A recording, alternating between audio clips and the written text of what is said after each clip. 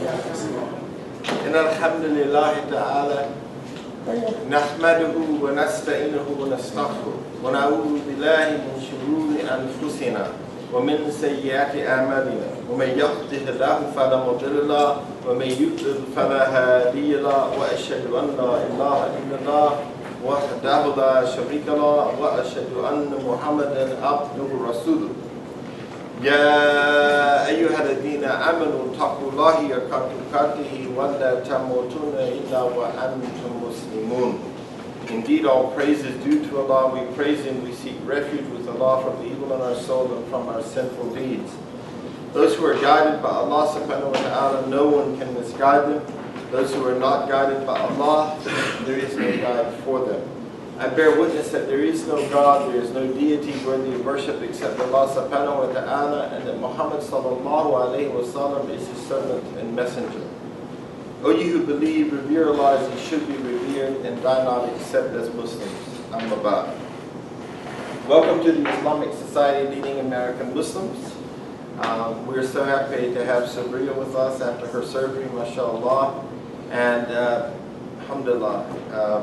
Happy to have my grandson. I want to just warn you, there's a few, and my daughter, of course. There's a few misspells in the class today. It was fixed yesterday, and when I saw Camila walk by the window this morning, I was completely distracted by not my daughter, but my grandson. And so I forgot the thumb drive, but I have it anyway. We'll have plenty of information. But when I say the word cause, it's going to be spelled call, because I do a lot of my class dictating through DragonNet. And when I say hadith, it's going to say hadith. So don't be distracted by the mistakes. Just look at the content of the class, inshallah. Let me just throw out a few announcements. First of all, is there anybody here with us for the first time today? Your grandson. No, he's been with us before. Yes.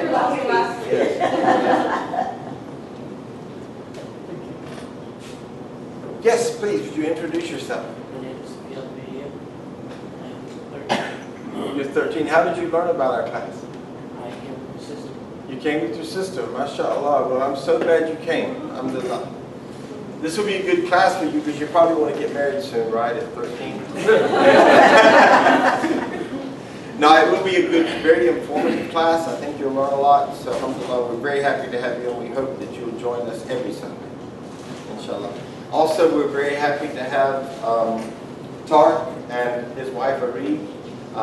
Tark is an attorney in the area, and his lovely wife teaches at Rollins, and so we're very happy to have you guys with us today.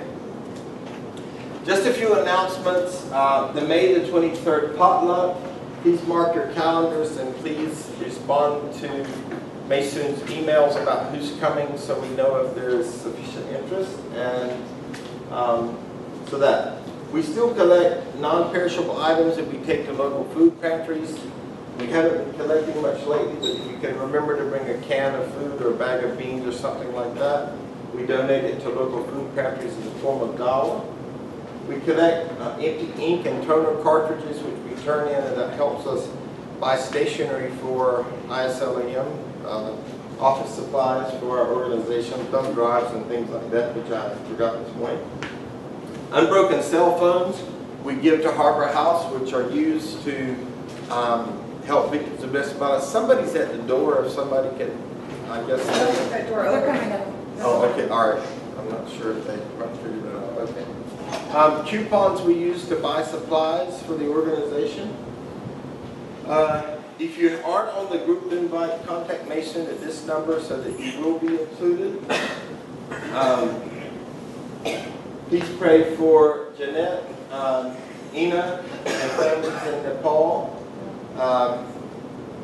We're also supposed to be praying for, continue to pray for Sadia Saeed, Dr. Sadia Saeed's mother, who is very ill in Pakistan. Please continue to pray for her as well. Okay, alhamdulillah. I want to handle a little family business first. I believe, inshallah, today we'll be able to cover, remember we've been talking about prohibited forms of courting, the kitbah in Islam, and we were talking about Islamic methods of separation so that people would understand, because a lot of people did not actually know about iddah and talaq and the forms of talaq, and a lot of people learned a lot of new things about that. And so today we're going to be moving into some hadiths to look at offering a woman in marriage. We're also going to move into, inshallah, istikhara, praying istikhara. And then I had prepared this, but we probably wouldn't have gotten there anyway. We will be talking about the marriage contract. Many people are ignorant in the pure sense of the word about the marriage contract and what is required, who is prohibited in marriage. We're going to be covering that, inshallah. And so what I want to point out is that we have next Sunday and the following Sunday. And then I want to ask, every year for many, many years, I've done a presentation to honor mothers on Mother's Day. And I want to know if the class still would like that. Yes. Let me see a show of hands. Let me see a show of hands of who doesn't like it. Okay, now, so we all want that. Okay, good. So we'll work that. That's great. And then what will happen is I will spend this Sunday covering the virtues of the month of Sha'aban. Because the month of Sha'aban comes on, this is not a Sunday, but it comes on May the 19th. And the reason we're going to move into this is because this is the month to prepare you for what? For Ramadan. And the Prophet Muhammad ﷺ used to fast more in this month than any other month besides the month of Ramadan. So we're going to spend, and then the month of Ramadan is around June the 18th. So between this, we have 4 weeks. It will not take me 4 weeks to cover Ramadan. Yeah. So we'll talk about as a family where you want to go, what you'd like me to teach. If you have some suggestions, put it in the little yellow box over there next to the water cup. And I'll take your suggestions at heart. I may actually do some stuff about heart preparation. You know, that is not exactly Ramadan, but it's sort of like preparing the heart for Ramadan. But anyway, I'm open for suggestions. I just want you to sort of start getting your heart prepared for Sha'aban and Ramadan, just to keep an eye on how many weeks away. So it's really not many. Let's see, 1, 2, 3, 4, 5, 6, 7, 8 weeks, 2 months. Ramadan is expected on the 18th of June. So I really want you to begin to prepare your hearts and minds for the month of Ramadan. You know, we will talk in the class about setting spiritual goals. I'll probably bring paper with me so that you will actually write down what you want your spiritual goal to be for this month of Ramadan. Yes? The first of Rajab, I believe, was on Tuesday. And our Prophet Muhammad ﷺ always used to pray on that day that let me see the month of Rajab through, inshallah, and the month of Sha'aban so that I can get to the month of Ramadan. Yes. Alhamdulillah. So please let me know what your thoughts are, but I did want to cover, just start getting you psyched up for where we are. Okay, so offering a woman for marriage. It is permissible for a man to offer his daughter or a woman under his custody for marriage to those whom he trusts as being worthy of her. Now, I want to clarify something. It's with her permission and her blessing. In Islam, no woman can be forced to marry someone that she does not want to marry. This was actually, by the way, this week I taught 3 humanities classes at Eastern Florida State College on Islam. And I got to tell you that it was such a blessing because it's the first time in my life that I've taught humanities. I've taught religion, I've taught psychology, I've taught social work, but it was the first time I've ever taught humanities. And I've got to tell you, it was such a blessing. It opened up my eyes and just really, really my spiritual eyes and ears to a lot of things. And people, after the class, these students came up and they had a list of questions. One young man had been in the Navy and had served in Bahrain, just on a ship. but he had all of these questions about Islam, and particularly because we talked about the origin of mankind, and we went back to Adam, and of course the Kaaba was built by Adam, as we know, and then as you learned in Surah Al-Baqarah in the Tafsir, that when Ibrahim a.s. came back and rebuilt the Kaaba, he actually found the foundation and built it up from the place that Adam had built it. And then we know that Muhammad ﷺ came back and cleaned it of all the idolatry. So they thought they were going to hear a lecture about a religion that was created in the 7th century, and then they actually found out that Islam came with Adam a.s. And it really, really was just, I'm getting goosebumps thinking about it. It was a phenomenal class, and we'll be going back every semester now to lecture, inshallah, in those humanities classes. We'll be going this week for 3 lectures in the religion classes. So I just want you to know that, there are a lot of people in the community that support our work as Dawah, but when you put in money and your prayers for this organization, that's what you're supporting, so that we can be out there. Every Friday, as you know, I'm at Rollins when school is in session, so I'll have a little bit of a break, because last Friday was the last Friday of the semester, right? So I just want to thank you for your support, and thank you for your prayers, so that each week, each month, each year, our work in Dawah is increasing. And we have more and more appointments and more lectures doors are being opened for us to do. And those are forms of Dawah, and it's really important, and it's a blessing that you're sharing in that. So, Abdullah bin Umar reported that after the death of his sister, Hafsa's husband, Kunais bin Udayfa as-Sahmi, Umar offered Hafsa to Uthman.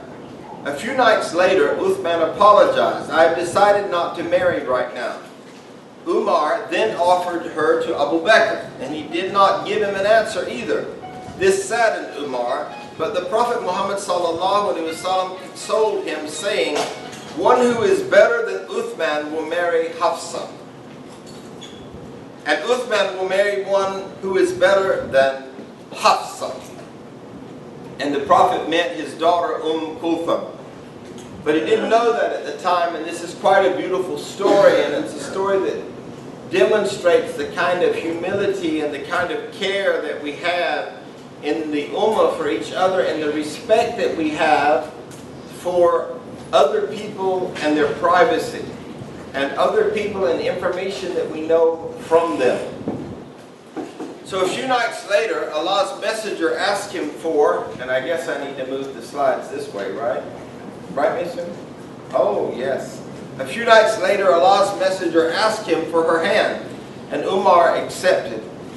Later on, Abu Bakr met Umar and asked him, "You were probably bothered when you offered me Hafsa, and I did not give you an answer." Umar said, "Yes." Abu Bakr then explained, "Truly, what had prevented me from giving you an answer when you offered her to me was that I knew that Allah's messenger had mentioned marrying her, and I was not to expose Allah's messenger's secret. He had declined marrying her. I would surely have accepted her. If he had declined, had the Prophet declined, then he said he would have obviously married her." Look at the beauty of this, because the sensitivity of the collectiveness of the Ummah, in that, and to be sort of like, before Bassem engaged to Tina, he had told me, and her father came to me and said, "Well, I'd like you to marry Tina." And I said to her father, "I can't marry Tina." He might feel rejected or a sense of embarrassment, but because my good brother and buddy Bassem had told me I can't move in on his territory because of his intention. Everybody understand the concept? Sometimes when we hear these names that are a little different, we may not follow it easily.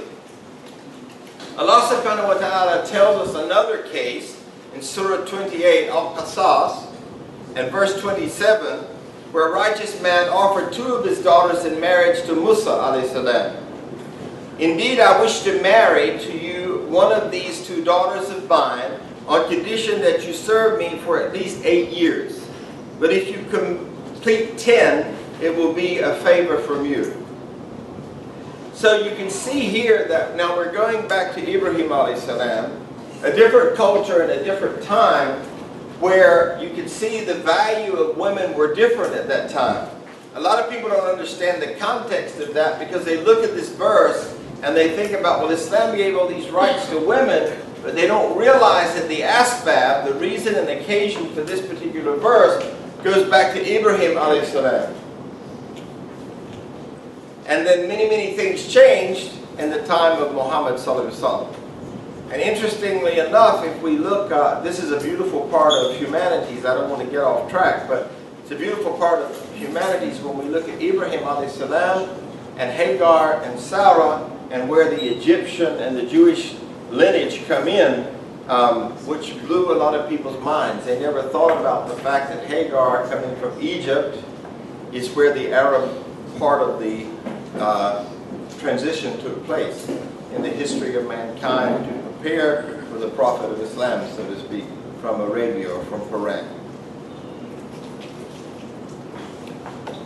Performing istikhara and seeking advice. I wanted to cover this because, number one, I think if you are planning to get married, it's something you want to incorporate. And number two, it's something you want to use in your life. And number three, there are a lot of misconceptions about istikhara. And as a matter of fact, when I was going over this and looking at authentic hadith, I found that I had been taught all three of the misconceptions at various points in my Islamic journey. Istikhara means seeking good through putting one's complete trust in Allah. A believer should perform istikhara before starting any important undertaking. Since marriage is one of the most important decisions that a person takes, it is important for both the man and woman to perform istikhara before they give the final word that binds them together. So before you do this, and obviously I'm going to teach you how to pray it today. And I want you to have your iPhones ready so you can take a picture of the dua that is included in the istikhara salah. And if you have the Fortress of the Muslim. And if you have Fortress of the Muslim, it's on page 88. We've got to order some more of those. We've encouraged all of you to have Fortress of the Muslim because of the great dua that are in Fortress of the Muslim. But on page 88 is the way and to pray and the Salatul Istikhara. Excuse me. Pardon me? Some funny question come in my head. Okay. If you did not do istikhara when you got married, and if you do istikhara after you get married. Well, that would be like putting the cart before the horse. You can't do it after the fact. After you said I do and you consummated the marriage, you've done that, what you call that natural phenomenon. No, I did not do, but I thought maybe when I was young I should have done istikhara after I got married. Well, it would have been good practice. I'm not going to say should have because that sort of evokes guilt, and I don't try to evoke guilt on anyone. But Jabir bin Abdullah reported that Allah's Messenger used to teach his companions to perform istikhara in all of their affairs as though he was teaching them a surah from the Quran.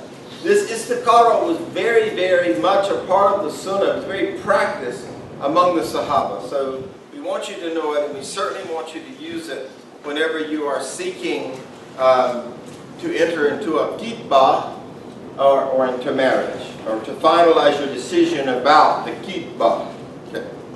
He told them, when one of you is about to do something important, let him pray 2 non-obligatory rakat, and then say, "Oh Allah," and here it is. This is what I want you to take a picture of. Or if you have Fortress of the Muslim, it's on page 88. "Oh Allah, I ask you to choose for me with your knowledge and decree for me with your might, and I ask you of your great favor. Indeed, you decree and I do not, and you know and I do not. You surely are the knower of all that is hidden. Oh Allah, if you know that this affair, and the one who is praying names it, for example, marrying so-and-so, is good for me in regard to my religion, my living and its outcome. So some people say, and some versions say, if it's good for me in this life and the hereafter. So you'll see this in various forms. But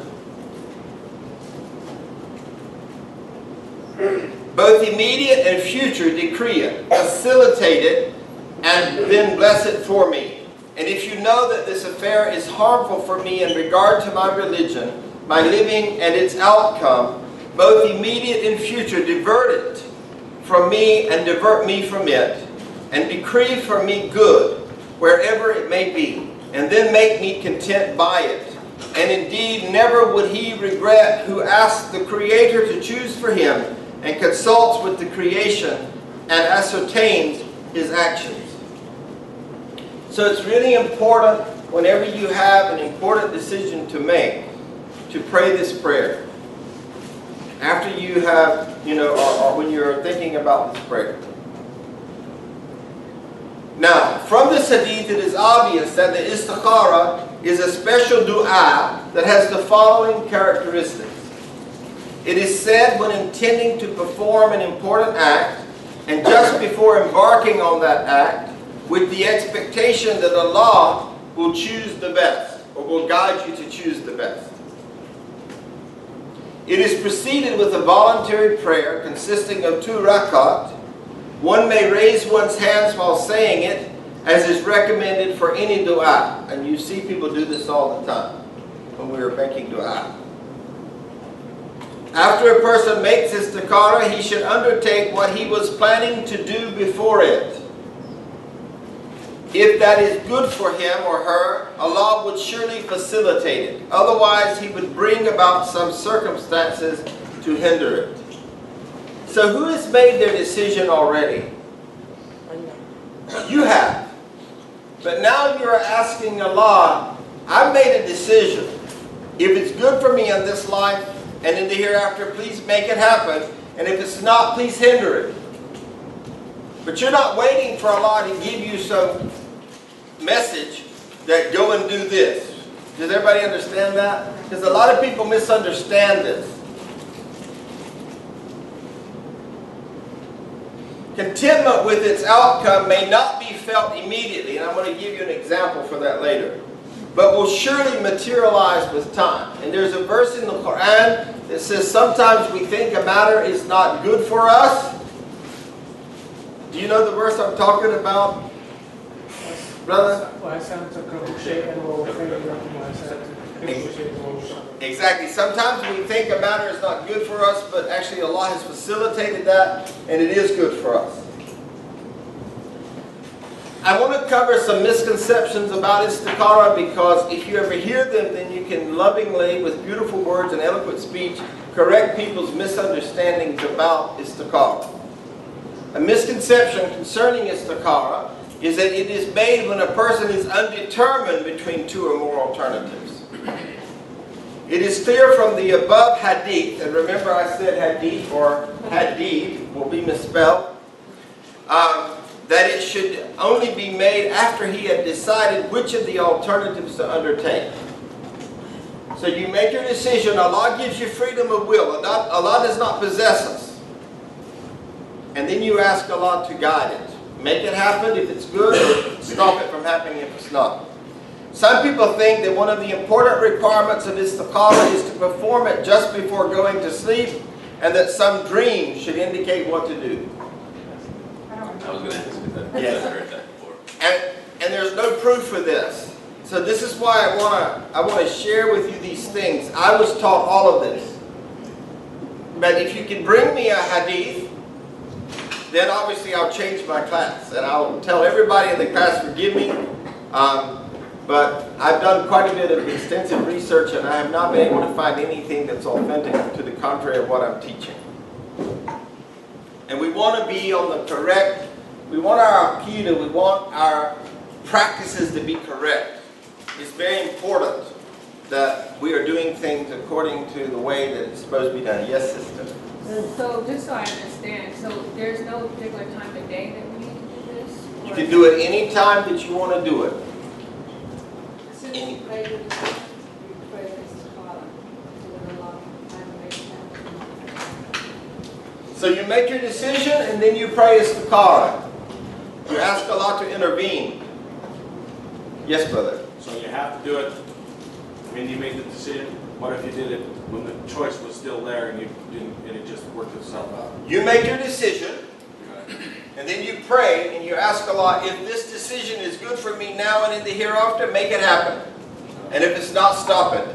Put the brakes on. And this is the beauty of Allah, because what is it really? What istikhara represents is true surrender.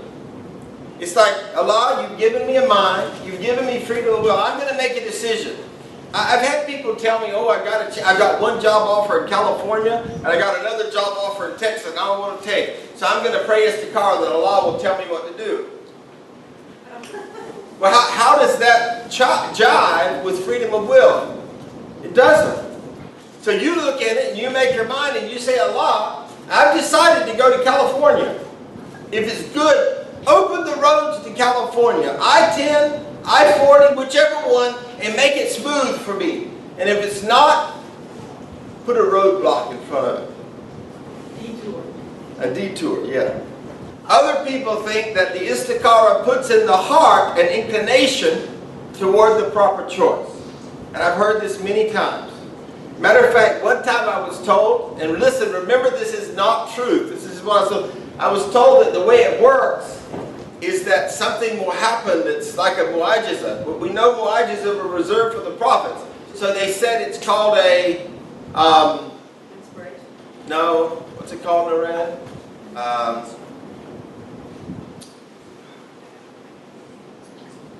Well, I'm going to use the word barakah. There's another word for something sort of like miracles on the earth. I can't think of it right now. But anyway, karama? Karama. Karamat. That's what I'm looking for. Karama. Thank you, brother.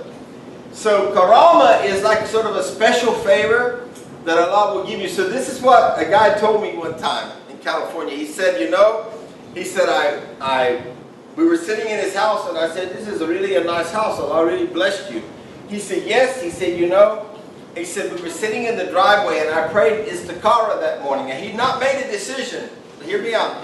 He said, I prayed istikhara that morning, and when we came to this house, a bird perched on the roof that's from Africa, that's never seen in America. And that was a sign from Allah, from my istikhara, that I should buy this house. Well, does that jive with the hadith? No. So you see, we got to really, really be careful when we start teaching stuff that we are keeping it in alignment with what does the hadith say and what is the spirit of the hadith.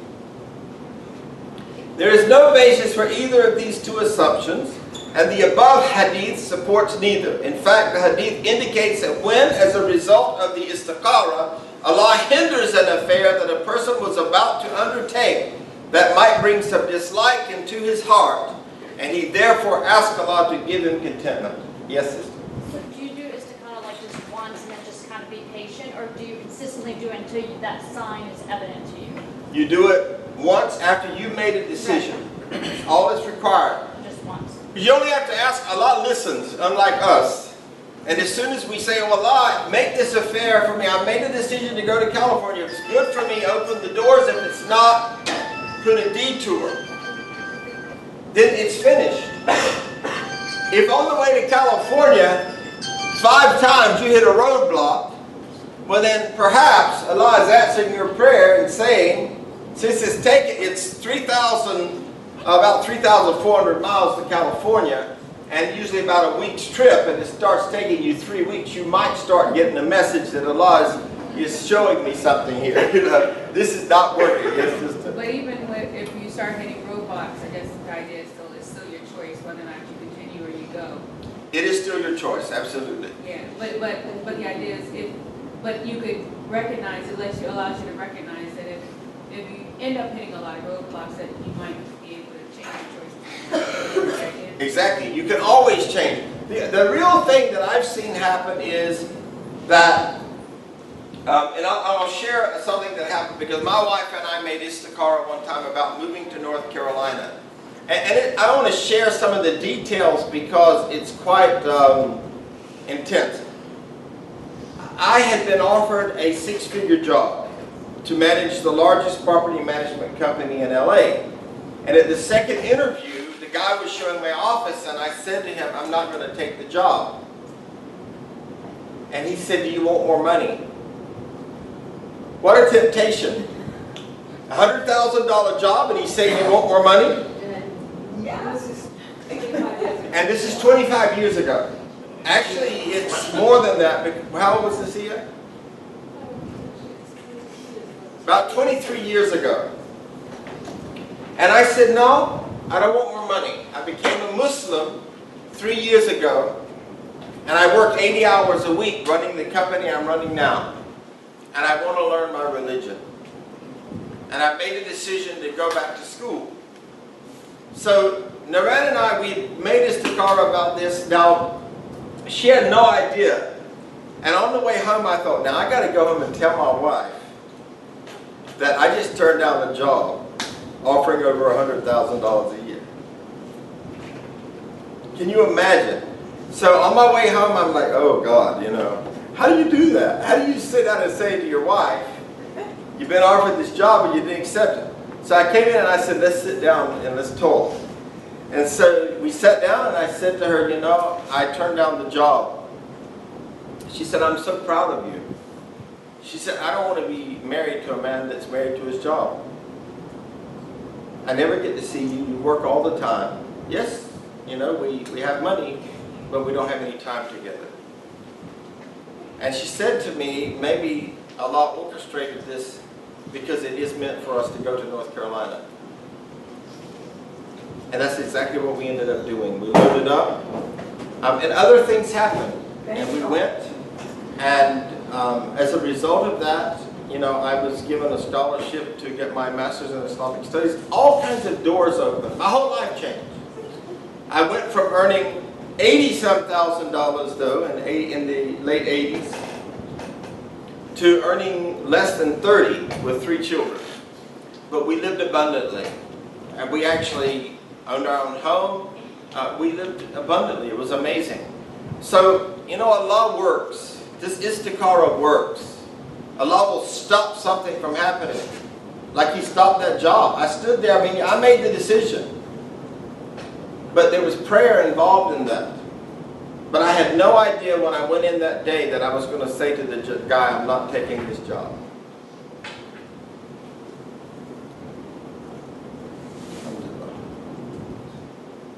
Seeking advice. We have also seen from the above hadith that in addition to istikhara, it is recommended to consult with some knowledgeable person before making an important decision. And that's something that has disappeared. There are moments that I would give anything in the world if I could sit down with my father and talk to him about certain things that I want to do. We all know that my father became a Muslim before he died, and but I would love to sit down with him and ask him for advice sometimes. Nasiha is something that is also very important in Islam. If we have elders that are practitioners of the faith, we should seek advice from them. You know, this is what I'm thinking about doing. Do you have any advice for me? Very important. We have become sort of arrogant where this is my life. And I want to point out here that that is a Western concept that is a lie straight from the pit of hell. This is not my life. Where is this going back to? This came from dust and it's going back to the grave. I don't own a thing. I can't even control it. Everything that you see here is going to decompose. And that part of my soul that Allah breathed into my mother's womb, that's going to be returned to Allah. Allah has the final decision as to where that's going to go. So it's not your life. If you have been deluded to believe that, re-examine that. If it's your life, then give yourself life when the doctor says they're not breathing. Make yourself breathe again. If your heart stops beating, make your heart beat. It's not your life. Don't ever be deceived. The collectiveness, the ummah, the nation, the community of Islam, everything is collective. So use your community. If you see wise people, and wise people are people that have applied the knowledge of Islam. Wise people are not always the people on the first 2 rows of the masjid, by the way. Sometimes those are self-righteous people, but they're not necessarily wise people. But if they are wise, seek advice from them. Thus it is recommended for the man and woman or her wali. Now, by the way, folks, only a woman has a wali. That doesn't mean that men don't have people looking out for their interests, but a wali is only for a woman. Not long ago I was doing a marriage and somebody said, well, so-and-so is his wali. And I sort of chuckled because I had to be poised and I had to inform them in beautiful ways that men don't have walis. To investigate about his or her intended partner, making sure that she or he has the required good attributes. Now, I recommend in this day and age, now here that I'm saying I recommend this. There's no hadith about this, okay? This is me. That if my daughter was going to marry a guy today, the first thing I would ask him is for a check for $300 so I could do a background check. And I'm not kidding.